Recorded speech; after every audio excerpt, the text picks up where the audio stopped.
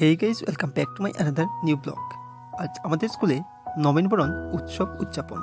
এই উৎসবের মধ্যে দিয়ে আমাদের স্কুলে নবাগত বিদ্যার্থীদের অভিনন্দন জানানো হয়।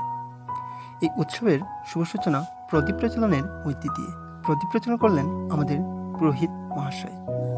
এরপর আমাদের স্কুলের চিরাচরিত বন্দনা করালেন আচার্যা সুপ্রিয়া দাস।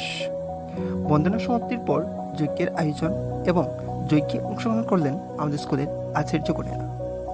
এই যজ্ঞের মধ্যে দিয়ে আমরা আমাদের স্কুলের উত্তরোত্তর বৃদ্ধি, বিদ্যার্থীদের উজ্জ্বল ভবিষ্যৎ এবং প্রত্যেকের জন্য ঈশ্বরের কাছে কামনা করি আর মনে করি ঈশ্বর সবার মঙ্গল করবেন। যজ্ঞে আহুতি দেওয়া হয় কিছু ফল এবং কিছু বিশেষ দ্রব্যসমূহ এবং এতে ঈশ্বর দৃষ্টি প্রাপ্তি হবে বলে আশা করি। সবশেষে যজ্ঞের অন্তিম কার্য করে যজ্ঞ সম্পন্ন করা হয় এবং আরতি কার্যক্রম করে আমাদের প্রথম পর্বের অনুষ্ঠানের সমাপ্তি ঘটে।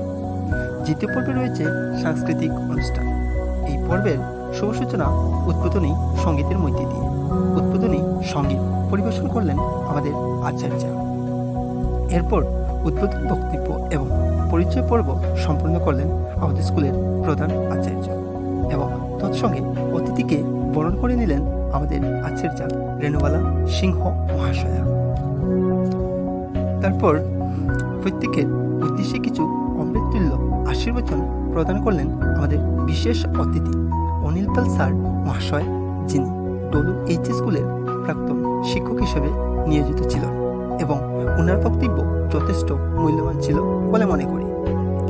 অনুষ্ঠান সমাপ্তির প্রাক মুহূর্তে বরণ করে নেওয়া হয় আমাদের পুরোহিত মহাশয়কে এবং ওনার হাতে তুলে দেওয়া হয় যৎসামান্য কিছু উপহার এবং সবশেষে প্রত্যেক নবাগত বিদ্যার্থীর হাতে তুলে দেওয়া হয় ছোট্ট একটি উপহার এবং তৎসঙ্গে বিদ্যার্থী ও অভিভাবকদের মধ্যে প্রসাদ বিতরণ করে আমাদের এই নবীনবরণ উৎসবের সমাপ্তি ঘটে। আমি মনে করি ব্লগটি আপনার ভালো লাগবে বা আপনাদের ভালো লাগবে। যদি ভালো লাগে থাকে তাহলে একটি লাইক, একটি সাবস্ক্রাইব দিয়ে আমাকে সাপোর্ট করবেন আর যদি ভালো লেগে থাকে তাহলে একটু শেয়ার করে দেবেন। Tata, bye bye, good night.